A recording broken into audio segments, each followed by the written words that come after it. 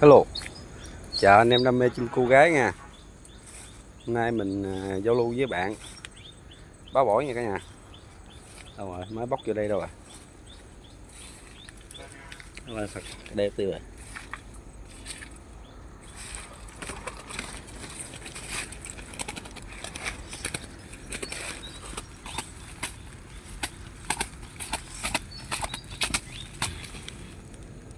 Tiếp tục là báo bổi nha anh em.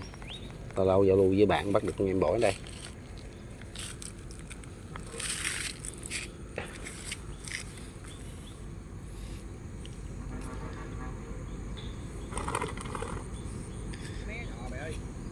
Chim hay lắm cả nhà. Bé chim thổ hay lắm nha. Thổ nhỏ con. Chơi hù hù hù hù, da đá lắm.